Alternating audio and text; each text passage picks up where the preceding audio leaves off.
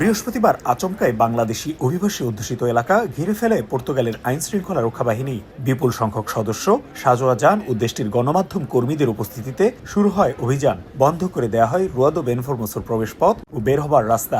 অস্ত্র ও মাদক রয়েছে এমন সুনির্দিষ্ট অভিযোগের ভিত্তিতে এই অভিযান বলে জানায় পুলিশ। তবে হঠাৎ এমন পরিস্থিতিতে আতঙ্ক ছড়িয়ে পড়ে পুরো এলাকায়।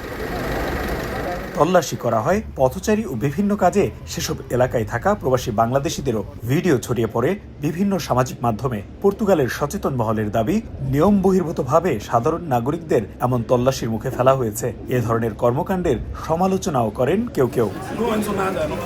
শুক্রবার দিনভর বাংলাদেশি অধ্যুষিত সড়ক পরিদর্শন করে পর্তুগালের সোশ্যালিস্ট পার্টি সহ বিভিন্ন রাজনৈতিক দল।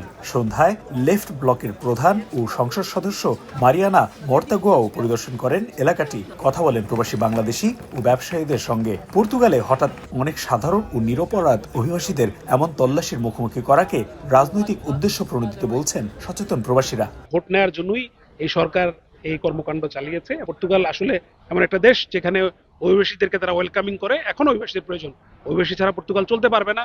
তো আসলে এটা শুধুমাত্র একটা রাজনৈতিক খেলা।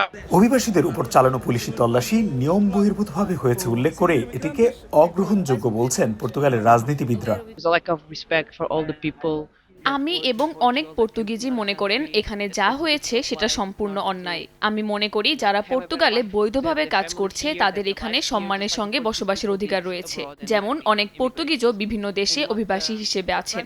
বর্তমান সরকার কট্টর ডানপন্থীদের খুশি করতে অভিবাসীদের অবহেলা করছে। তারা অভিবাসীদের বিরুদ্ধে অন্যায়ভাবে আইনশৃঙ্খলা রক্ষা বাহিনীকে ব্যবহার করছে, যা কোনোভাবেই গ্রহণযোগ্য নয়। dispute votes with the extreme right wing. মধ্য ডানপন্থী জোট ডেমোক্রেটিক অ্যালায়েন্স ক্ষমতায় আসার পর থেকেই অভিবাসন বিরোধী নানা পদক্ষেপ নিয়েছে।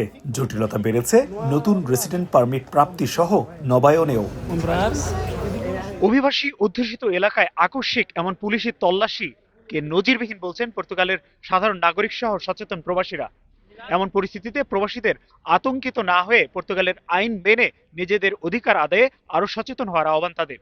সেই সাথে পর্তুগালের আইন শৃঙ্খলা রক্ষাকারী বাহিনীকে এমন অভিযান পরিচালনার ক্ষেত্রে আরও মানবিক হওয়ার আহ্বান পর্তুগালের সামাজিক ও রাজনৈতিক বিভিন্ন সংগঠনের।